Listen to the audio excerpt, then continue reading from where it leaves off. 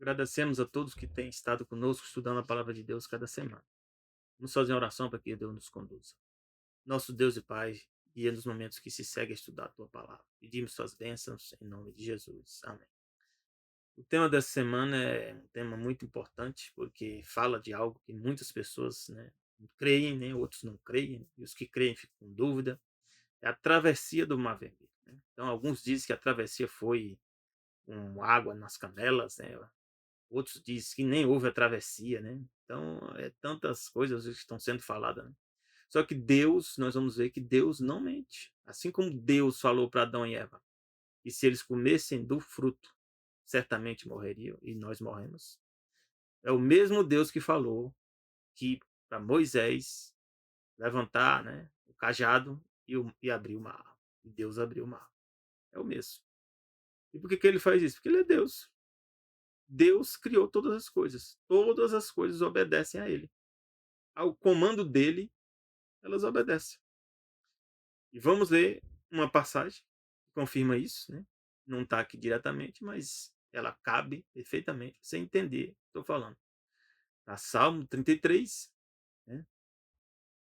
Verso 8 e 9 diz assim: Temam toda a terra ao Senhor, temam-no, temam é respeitar, entender quem é Deus. Temam-no todos os moradores do mundo. Por quê? E aqui está explicado. Porque ele falou e foi feito. Bastou ele falar assim, mandou e logo apareceu. Amém? Que bênção, né? Então, ao Deus falar, a coisa acontece mesmo. Você tem essa dúvida? Ela cabe agora. Esse Deus aqui que estava conduzindo o povo no deserto é o Criador de todas as coisas. E aí nós vamos ver que em Êxodo 13, 14, que chega um momento que o povo está reclamando, né? Deus colocou as pragas, né? As pragas atuaram sobre os povos do Egito. Eles não queriam libertar o povo, o faraó, e o povo não queria liberar. Deus atuou de certa maneira com 10 pragas que eles não tiveram condição de manter o povo cativo. E aí o povo sai do lugar, vai em direção que aparentemente é uma direção errada, em direção ao mar. O que tem em direção ao mar? E isso acontece na nossa vida também, né? Deus está nos conduzindo, a mim e a você, e às vezes nós estamos indo em direção ao mar e nós não estamos vendo saída. É isso que às vezes a gente percebe também. Só que a saída não somos nós que vamos fazer. Quem vai fazer a saída é Deus. É Deus que vai atuar. Então, se é Deus que está te conduzindo, irmão, não importa o caminho que ele está te mandando. Siga esse caminho. Esse é o caminho certo. Então Moisés chega e diz: Moisés, porém, respondeu ao povo: Não tenham medo. Se Deus está comigo, está com vocês, você tem a certeza, pela palavra dele, pela palavra de Deus, que é as Escrituras, você não precisa ter medo. Fiquem firmes. Então a palavra vai ficar firmes o quê? Firmes no Senhor. Confiem nele. Se mantenham com ele. Vejam o livramento que o Senhor lhes fará no dia de hoje. Já tinha acontecido? Não. Tinha algo fantástico acontecendo? Não. Mas já tinha acontecido coisa já no passado, que eles já tinham visto. Porque vocês nunca mais verão esses egípcios que hoje vocês estão vendo. Que afirmação, né? Que maravilha. O Senhor lutará por vocês, fiquem calmos. O Brasil está passando uma situação bem difícil, viu? E pode ter certeza, um lado, Deus vai atuar. Quando tem muito conflito, muitos problemas, pode ser que os dois lados estejam errados. Mas Deus vai atuar. Pode ter certeza. Porque tem pessoas orando. E se as pessoas estão orando, Deus vai resolver esse problema que o Brasil está passando. Pode ter certeza. Pode não ser agora no meu tempo, ou no seu tempo, mas que vai ser resolvido, vai. Uma hora a verdade vai se estabelecer. 1 Coríntios 16, 13 diz assim: então o que nós temos que fazer? Vigiar. Vigiar o quê? Em oração. Vigiar no estudo da palavra de Deus. Não se precipite. Não haja baseado, né, em ações e humor dos seres humanos. Estais firmes na fé, na confiança que em Deus. Portai-vos varonilmente, ou seja, portai-vos de maneira honrada. Fortalecei-vos na fé. Por quê? Porque muitos enganos estão sendo perpetrados aí, ou seja, ensinados, né? Às vezes dos dois lados, né? desse conflito e as pessoas podem estar se deixando levar. Mas nosso foco não é o mundo. Nosso foco é a libertação, assim como o povo de Israel, da escravidão, do pecado e do Satanás. Efésios 6,14 diz o quê? O que nós temos que fazer? Estáis, pois, firmes, novamente, firmes. Tendo cingidos, que é cingido colocado, vamos colocar um cinto. Cingido os vossos lombos com o quê? A verdade. Então, meus irmãos, busquemos a verdade acima de tudo. Não importa o lado que você esteja. Se você está buscando a verdade, você vai descobrir qual lado é o correto. Pode ter certeza. Se você buscar a verdade de fato. Vestida a couraça da justiça. O que é vestida a couraça da justiça? Temos que estar com Jesus, nos cobrindo, porque senão a gente é enganado. Hebreus 6,18 diz: para que por duas coisas imutáveis, nas quais é impossível que Deus minta. Falei para vocês. Se Deus falou para você, e se você tem essa confirmação pela palavra dele, pode ter certeza que vai acontecer. Tenhamos a firme consolação, nós os que pomos nosso refúgio em reter a esperança proposta. E qual é a esperança? É a segunda vinda de Jesus. Viu? Deus prefere, vou dizer para vocês agora, um país livre, onde tem a liberdade de expressão, liberdade religiosa. Um país onde tem o quê? O direito de viver, o direito à vida, porque são princípios que Deus deu para a humanidade. Mas mesmo em país que não tem, o evangelho vai alcançar as pessoas. Vai ser mais difícil? Vai, mas vai alcançar porque Deus vai fazer com que ele alcance. É melhor a gente orar para viver num país com mais liberdade. Então ore para que Deus conduza o nosso país e outros países e outras nações para serem livres. Comece com oração. Não haja sem Deus estar com você. Isaías 46, 9 e 10 diz: lembrai-vos das coisas passadas, desde a antiguidade. Lembrar de quê? Nós estamos lembrando aqui da história da travessia do Mar Vermelho. Porque, ao lembrar dessa história, nós vamos descobrir quem? Deus disse que eu sou Deus. Deus é um título, significa aquele quem você adora. O que deve ser adorado. E não há outro Deus. Existem deuses, né? Minúsculos, existe. Falsos deuses, que são demônios, que vivem mentindo, enganando as pessoas para ser adorado. Mas Deus diz que não há outro semelhante a mim. E ele não mente, Deus não mente. Se houvesse, ele tinha falado. Tem outro ali, tem outros, né? E é o Deus que anuncia o fim desde o princípio. Então já está escrito na Bíblia, meu irmão, que vai acontecer. Tudo o que está acontecendo no Brasil, está acontecendo em relação aos Estados Unidos, à Europa e os movimentos, tudo está cumprindo profecias. E você estudar essas profecias, ou não estudava até agora, você pode não estar entendendo. Mas tenha certeza que as profecias estão se cumprindo em tudo que está ocorrendo. E a batalha final ainda não aconteceu. Ela vai acontecer. Então, mas Deus anuncia o fim desde o princípio, para você saber escolher o caminho correto. E aqui diz, desde a antiguidade, as coisas que ainda não ocorreram. Então, Deus já revelou já. O meu conselho, ou seja, conselho é vontade, decisão. A decisão de Deus será o quê? Firme. Ela não vai mudar, não. Independente das rumos que as pessoas vão escolher, certa ou errada, o conselho de Deus, a decisão de Deus não vai mudar. Farei toda a minha vontade. E qual é a vontade de Deus? Salvar a raça humana. Salvar aqueles que vão aceitar a pregação do evangelho. Então, tudo que está ocorrendo, de bom ou mal, porque Deus não traz o mal para ninguém.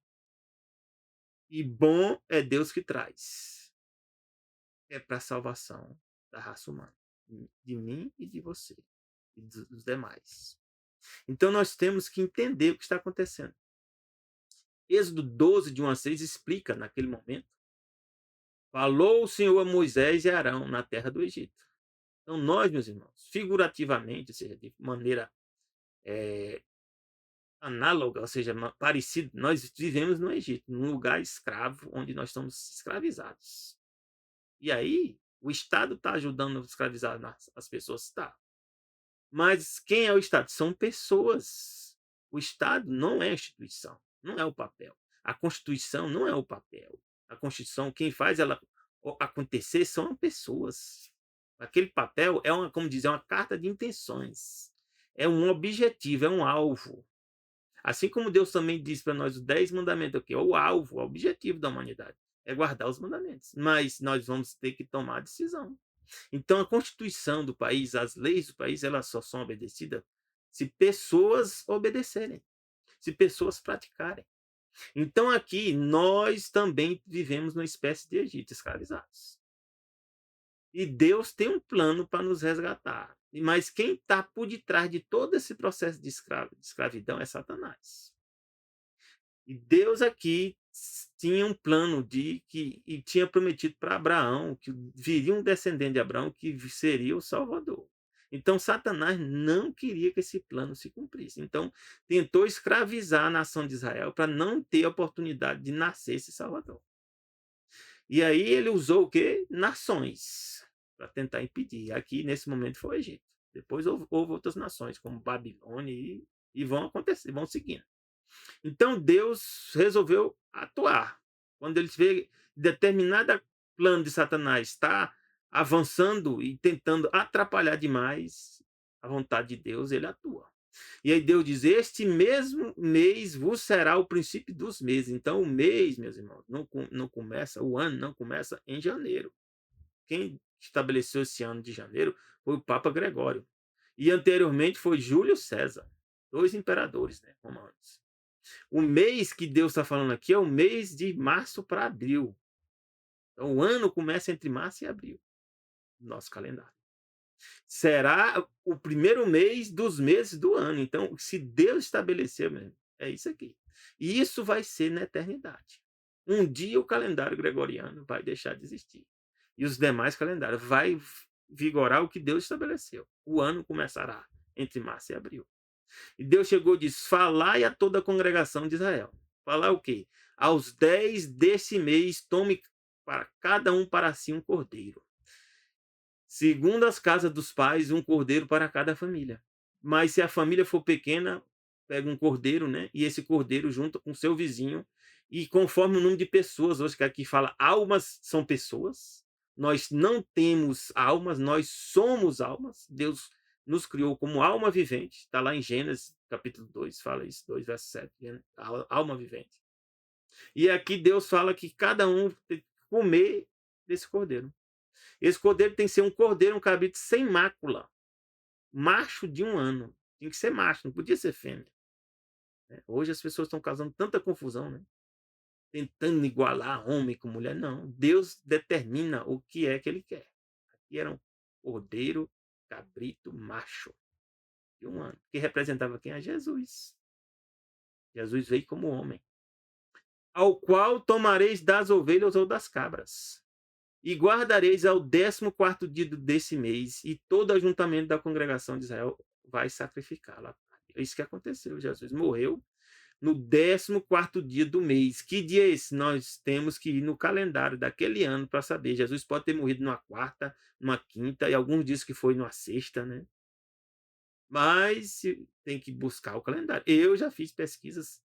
Tem uma professora de Israel que ela disse que Jesus morre na quarta-feira, não na sexta-feira.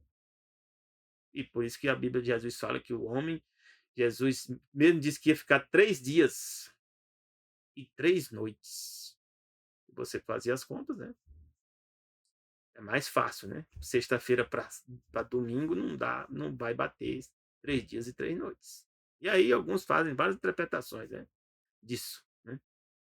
Alguns citam passagem, né, que foi na sexta-feira, né? Algumas passagens da Bíblia. Eu não vou entrar em detalhes. Eu só vou dizer para você que foi no 14º dia do mês. Se nós tivermos certeza, o calendário daquele ano estiver correto, nós vamos saber qual dia foi. É só pegar o 14º dia do mês, que houve a Páscoa, a gente vai ter certeza que dia foi. Pesquise. João 1,29 diz assim: no dia seguinte, João via quem é Jesus. E ele disse quem é? Quem é Jesus? Deus revelou para João que Jesus era o quê? O Cordeiro de Deus. Que coisa dura, né? Então João estava já sabendo que Jesus ia morrer. que ele diz que é aquele que tira o pecado do mundo. Então, o cordeiro lá, que houve na Páscoa, ele livrou o povo de Israel. E hoje também Jesus livra a todos, tanto do passado como do futuro. Mas como é que tem certeza? Sabe o quê? Que quando Adão e Eva pecou, a Bíblia diz que houve o sacrifício de um animal lá. Já houve sacrifício de animal desde o Éden. Você sabia disso? Né? Vamos ler? Que Deus colocou, né? Túnica de peles, né? Em Adão e Eva. E aqui, Gênesis 3:21 diz: e fez o Senhor Adão e a sua mulher o quê? Túnica de peles e os vestiu. Que peles são essas? É do sacrifício que houve lá. Então, quando Adão e Eva, os dois pecaram, Deus fez o primeiro sacrifício de animais, representando aqui a Jesus. Então, o cordeiro, o sangue de Jesus serve desde quando? Desde o Éden. E vai servir até o último salvo. Amém? Êxodo 12, 30, 32 diz assim: o faraó, né? Chega um momento que Satanás vai conduzindo a pessoa a ficar cada vez mais incrédula. E ela vai se tornando cada vez mais dura e teimosa. Faraó levantou-se de noite e ele e todos os seus servos e todos os egípcios haviam um grande clamor no Egito. Então chega uma hora, meus irmãos, que Deus atua e não tem mais volta. Porque não havia casa em que não houvesse um morto. Então o faraó, né, chegou a situação crítica. Então chamou a Moisés e Arão de noite e disse: levantai-vos, saí do meio do meu povo, tanto vós como os filhos de Israel. E de servir ao Senhor como tem dito. Nós, o Brasil, vai chegar um momento crítico também, viu? Pode estar próximo.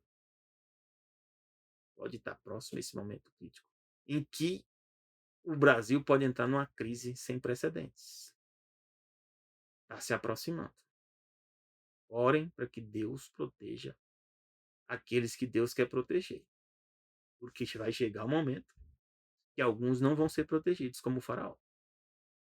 Levai também convosco as vossas ovelhas, vossas vacas, como tem dito. E de abençoai também a mim. Agora o faraó que diz que não reconhecia Deus como Deus, agora teve que reconhecer a Deus. E agora pediu uma bênção. Meus irmãos, é uma situação difícil. Você reconhecer a Deus, né, no momento em que você está desobedecendo a Ele. Oro para que nós não estejamos no meio dessa coisa.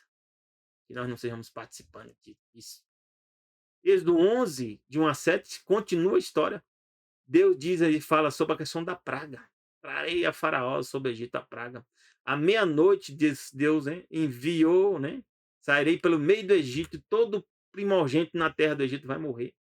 E desse primogênito de Faraó até o seu trono, até dos primogênitos dos animais. E que primogênito é esse? Alguns hoje falam, primogênito pode ser a primeira mulher. Meu irmão, minha irmã. Não deturpe a Bíblia, não, velho. Aqui é claro, meu irmão, está claro que Deus está dizendo que é macho. Haverá grande clamor na terra do Egito, como nunca houve, nem haverá. Mas entre todos os filhos de Israel, nem mesmo um cão moverá a sua língua.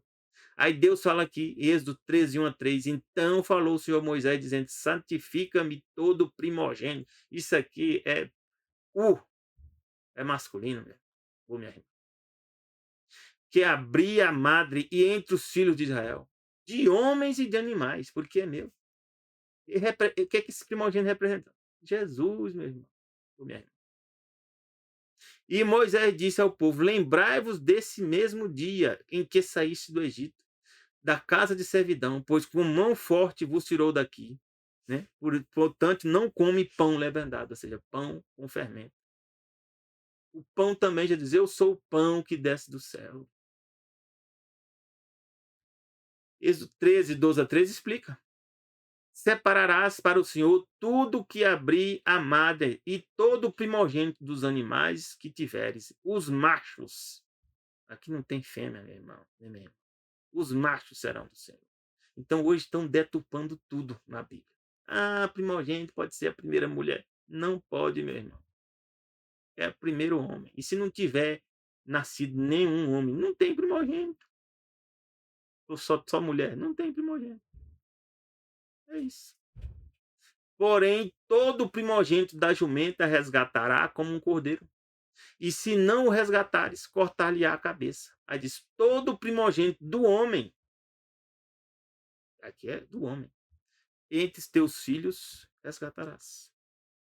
Depois Deus coloca o quê? Os levitas para substituir esses primogênitos, né? Os levitas. E no final, quem é esse levita? Esse sumo sacerdote? Jesus. Né? Passa o povo de Israel, a nação de Israel tem os levitas, né? Tem os sacerdotes, e depois quem é? A Bíblia diz que Jesus passa a ser o sacerdote, nosso sumo sacerdote, sumo pontífice. Por quanto tempo? Para a eternidade. Começou com ele e vai terminar com ele. Começou com ele no Éden e vai terminar com ele na eternidade. Amém? Então, meus irmãos, Êxodo 13, 17 a 18 diz assim: e aconteceu, quando o faraó deixou o povo ir, Deus não os levou pelo caminho da terra dos filisteus. Meus irmãos, Deus é Deus. Se a gente fosse olhar no mapa, né? O melhor caminho era essa terra dos filisteus. Às vezes também Deus está te conduzindo e você está teimando, dizendo: ah, Deus está me conduzindo para ali, mas esse não é o melhor caminho, não, Deus. Eu estou calado. Tem coisa acontecendo na minha vida e eu estou calado. Eu sei que é o melhor caminho. Eu estou sofrendo. Mas eu estou calado porque eu sei que Deus é que está conduzindo. Só se em algum momento eu perceber que não é Deus. Mas se Deus está me conduzindo por esse caminho, é o melhor caminho. Mas nem sempre o melhor caminho é o caminho que a gente pensa. E aqui diz: Deus não os levou pelo caminho da terra dos filisteus. Por quê? Estava mais perto. Né? Me dê aquele carro, né?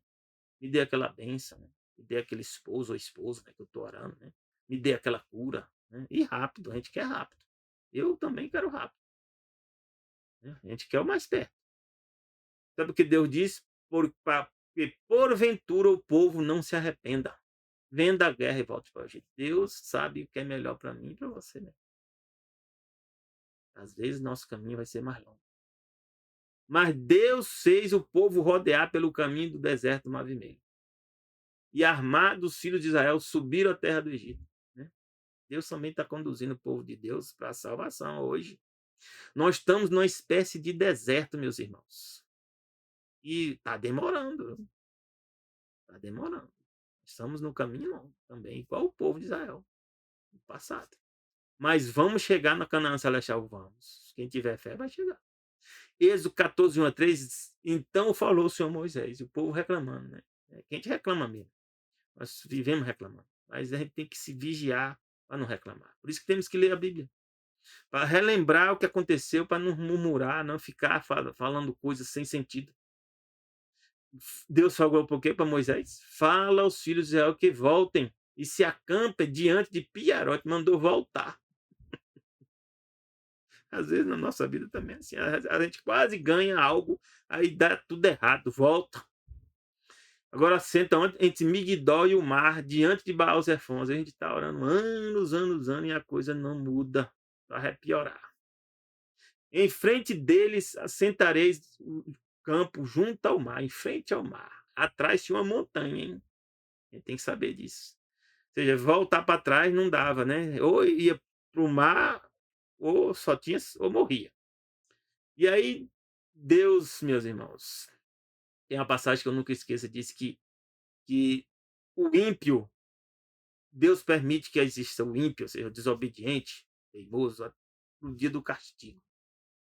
Você continuar sendo teimoso, Deus permite que você exista. Mas vai chegar um dia o castigo. Então diz Faraó, dirá aos filhos de Israel, eles estão embaraçados na terra. O deserto os encerrou. Ó, Deus fala até o pensamento, meus irmãos, do ímpio. Deus sabe o pensamento do ímpio. Assim como nós também. E Deus age e vai cumprir o propósito dele, mesmo com o ímpio querendo o mal, né? Daqueles que seguem a Deus. Provérbios 5, 22 diz: quanto ao ímpio, as suas iniquidades o prenderão. O cara traça planos, né? Achando que Deus não está vendo, nem que Deus não está ouvindo, nem que Deus não está percebendo, ou que Deus não está nem preocupado. Deixa fazer as coisas erradas. Deus não vai interferir, não. Tem pessoas pensando hoje também assim. fazem, usam e abusam, né, dos poderes, né, dos cargos, né. Um cargo que dá pra gente é Deus. Poder, né, de agir sobre as pessoas é Deus. Então a gente acha, né, que eu posso fazer o que eu quero, né. Não é assim, né.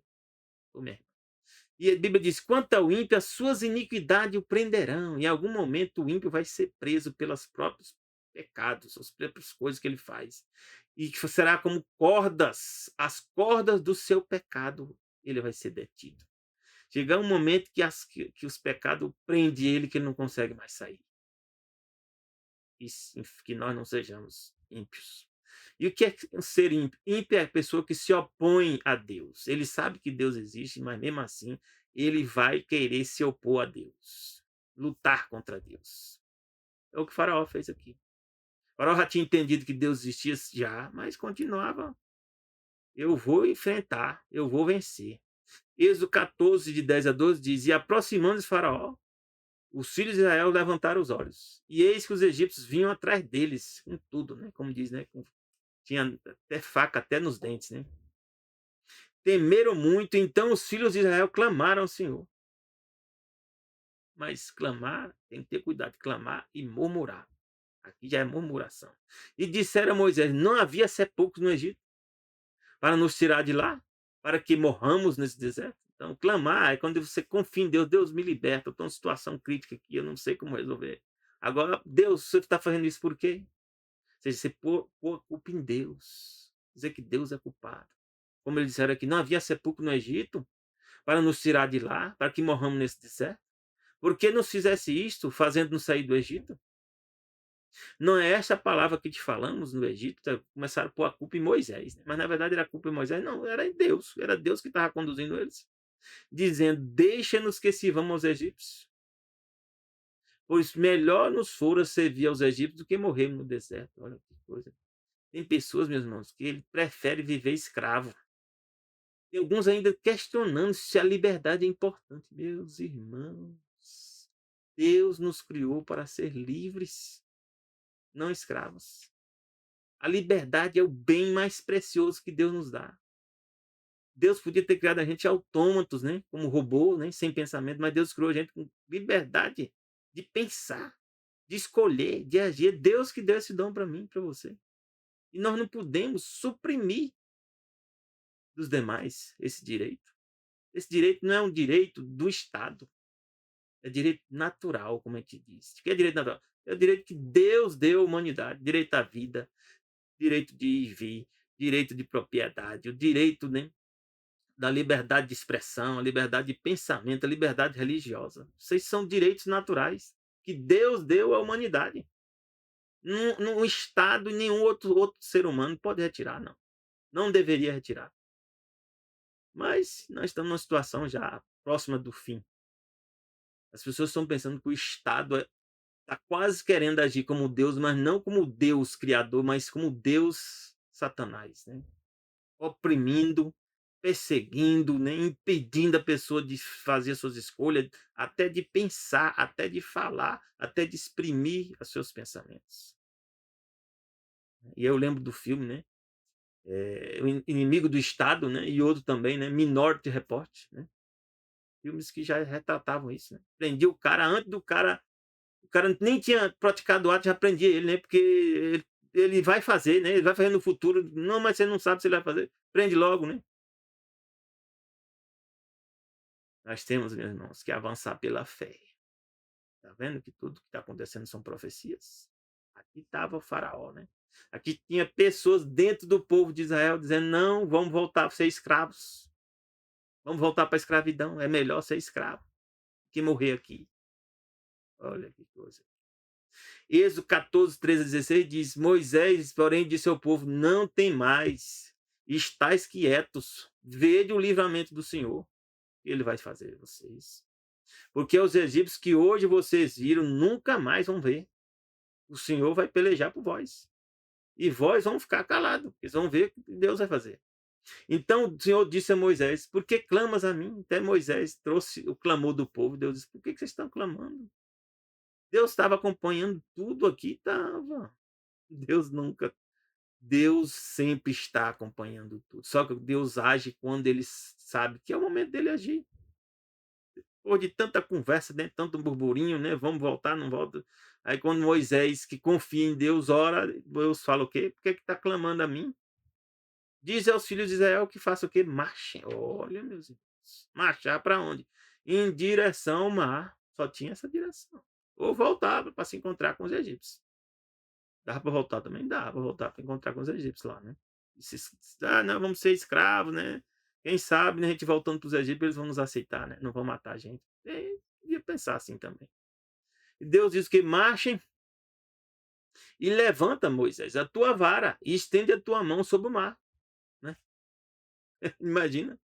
Uma multidão de pessoas, milhões, né, de pessoas, que só tinha mais de 600 mil só de homens, sem contar mulher e criança. Geralmente tem mais menino, né? Mais criança do que homens e mulheres. E aí faz o quê? Ele levanta uma vara, né? O povo vendo aquilo, né? Marchando e Moisés levantando uma vara. Que negócio é esse? Que loucura é essa, né? Alguns pensam também hoje. O que, é que Deus está fazendo, né? O que, é que aquela pessoa que está seguindo a Deus está fazendo, né? E faz o quê? No mar, fende, levantar a vara e fendeu o mar. Ou seja, ele fez só um gesto em direção né, ao mar, para que os filhos de Israel passem pelo meio do mar em seco. Ah, meus irmãos, hoje tem uma discussão, ainda hoje tem discussão dizendo que atravessaram com a água nos joelhos. Meu irmão, Deus não mente. Quem falou essas palavras aqui, quem foi? Foi Moisés? Não, foi Deus. Então pode ter certeza que eles atravessaram a seco. Porque foi Deus que falou, Deus não mente. Êxodo 14, 18, 20 diz: os egípcios saberão que eu sou o Senhor, quando for glorificado em Faraó.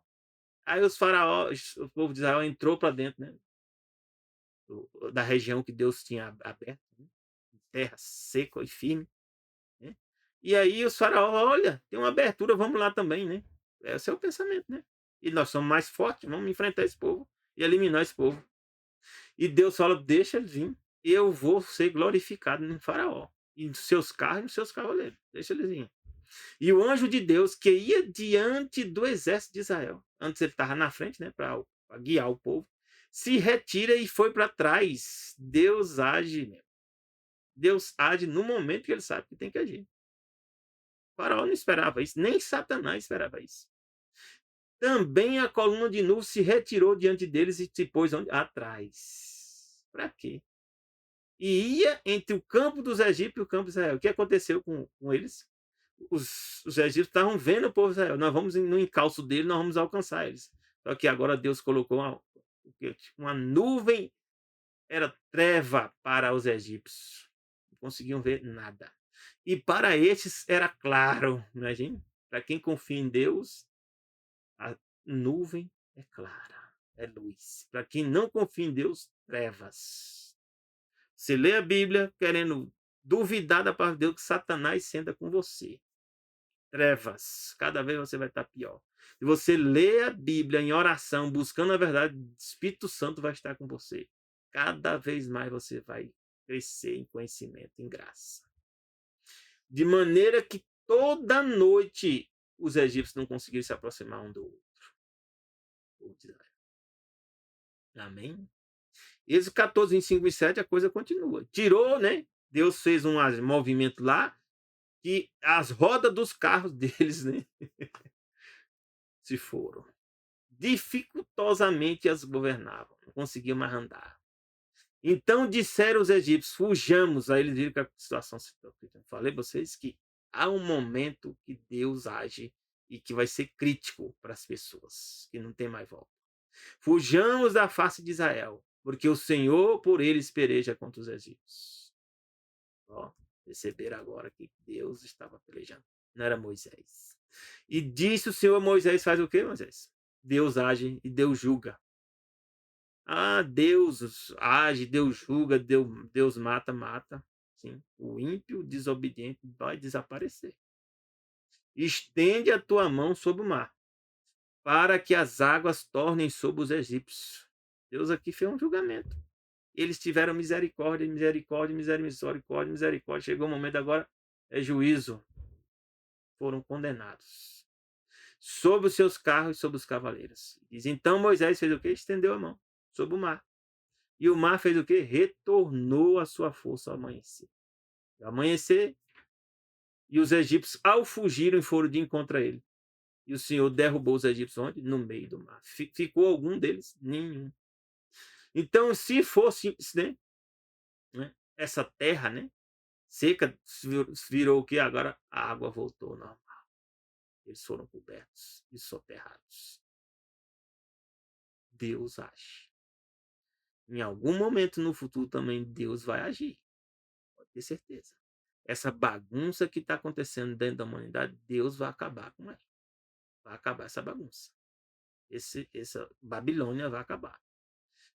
E diz aqui que depois que aconteceu, a Bíblia diz, Êxodo 15, de 1 a 3, que cantou Moisés e os filhos de Israel o cântico ao Senhor. E falaram o quê? Cantarei ao Senhor, porque gloriosamente triunfou. Moisés sabia quem era. Não era ele. Lançou no mar o cavalo e seu cavaleiro. O Senhor é o que? A minha força. Que Deus seja a minha força e também a sua. O meu cântico, meu louvor, ele me foi por salvação. Que Deus seja também a tua salvação. Este é o meu Deus, portanto, lhe farei uma habitação. Ele é o Deus de meu pai, por isso eu exaltarei. Então, Moisés sabia quem era o Deus dele, é o Deus de Abraão, de Isaac, de Jacó, de Noé, né? E vem chegando, né, até Adão. E qual é o nome de Deus, meus irmãos? Tá aí, no original, né, traduziram, né, palavra Senhor. Não, é Yahvé, YHWH. Yahvé é homem de guerra. Alguns dizem, não, Deus não é um homem de guerra. E Jesus, né, é um homem bondoso, né? Então não pode ser o Deus do passado. Quem era o Deus do passado? É o Deus do presente e é o Deus do futuro. Quem é? Jesus. Só que ele age quando tem que agir. Quando tem que guerrear, ele vai guerrear. Depois nós vamos ver que Jesus vai guerrear. E Jesus, o nome dele divino é Yahvé. É o homem de guerra. Por que a palavra fala guerra? Guerra significa conflito entre dois grupos. E diz o Senhor, ou seja, Yahvé é o seu nome. Alguns dizem, ninguém sabe qual é o nome de Deus. Sabe sim, é Yahvé. Está escrito na Bíblia. Pega a tradução correta, você vai descobrir. Apocalipse 19, de 11 a 16, diz, e vi o céu aberto. Olha aqui, ó, a batalha de Jesus. Jesus era o Deus que lutou lá contra o faraó. É o Deus que lutou, né, em Jericó. Em todas as lutas que ocorreram no passado, foi Jesus. E do futuro também será Jesus. E aqui a Bíblia conta. Isso vai acontecer. Apocalipse 19, de 11 a 16, diz assim, e vi o céu aberto, e eis um cavalo branco, e os que estavam sentados sobre ele se chama Fiel e Verdadeiro. Ó, começou. Fiel e verdadeiro. Fiel e verdadeiro. Julga e peleja com justiça. Jesus julga. E ele luta. Pelejar é lutar. E seus olhos eram como chama de fogo. E sobre a sua cabeça havia muitos diademas, que coroas. E tinha um nome escrito que ninguém sabia, senão ele mesmo. Que nome é esse? Nome de Yahvé. Estava vestido de uma veste tingida de sangue. Por que tinha sangue? E o nome pelo qual se chama é a palavra de Deus. Ó, João diz que Jesus é o quê? No princípio era o verbo, a palavra de Deus. E era Deus, estava com Deus e era Deus. Então aqui está falando de Jesus. Seguiram nos exércitos do céu em cavalos brancos e vestidos de linho fino, branco e puro. Então os exércitos do céu estão vindo com Jesus. Segunda vinda e também terceira vinda. Mas aqui fala da segunda. E da sua boca saiu uma aguda espada. Alguns falam aqui que é a Bíblia, a palavra de Deus, né? Pode ser, em algum lugar, momento fala que é a palavra de Deus. Mas aqui fala que para ferir com ela as nações. A palavra de Deus está ferindo, né? Fere. Ela vai separar a verdade do erro. E ele as regerá as nações com que? Com vara de ferro. Um rei. Ele mesmo é que pisa o lagar do vinho do furor da ira do Deus poderoso. Então haverá um momento em que Deus atuará com ira contra o mal. E no manto na sua coxa tem escrito o nome, Rei dos Reis e Senhor dos Senhores. Aqui, Jesus. Se você tiver dúvida que é Jesus, e acaba essa dúvida. Continuando, no livro do Apocalipse também, 19, 19, 20, diz que Jesus vem quem? Quando Jesus vem, o que acontece? A Bíblia diz que vai ter um poder que se opõe a Jesus. Organizados. É. A Bíblia diz que poder esse? É a besta e os reis da terra. Quem é essa besta? É o poder papal. A Bíblia fala que a besta, né? Era o poder papal.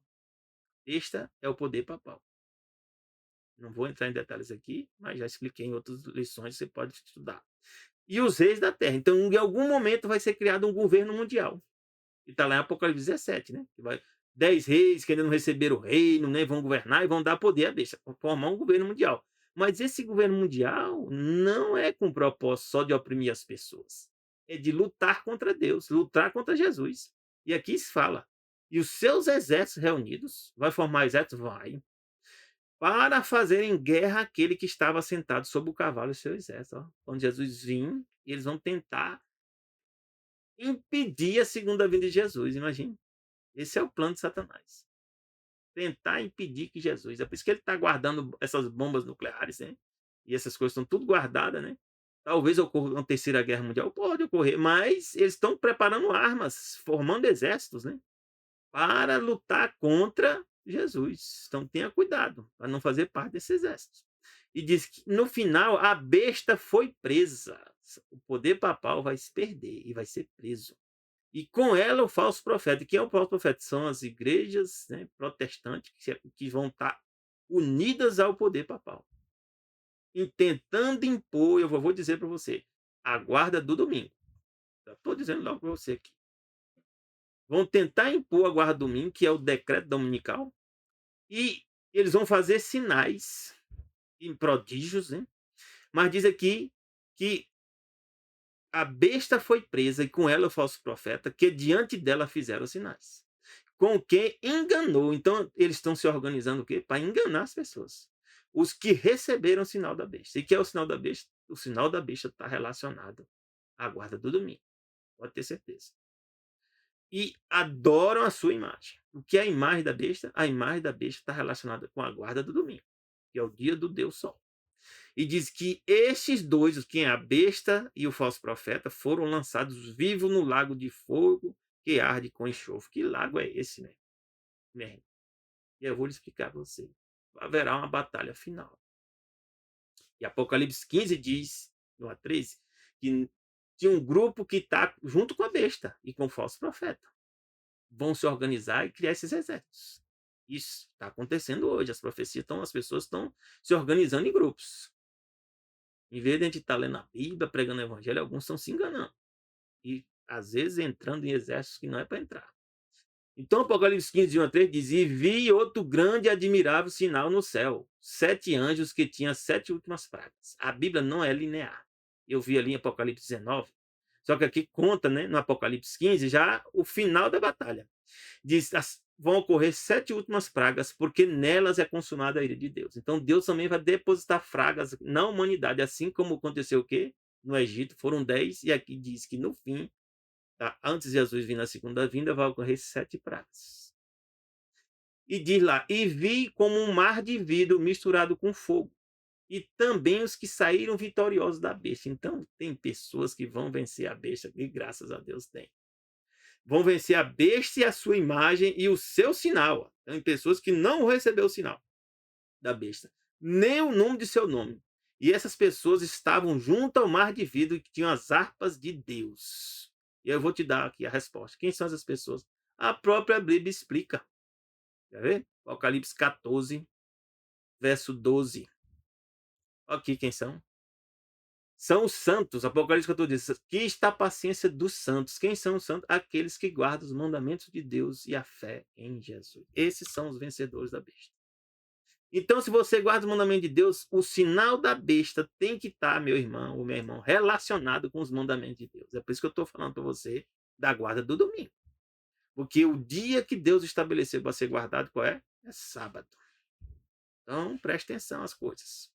Quando começar a acontecer, você vai entender. Então, diz aqui que essas pessoas venceram.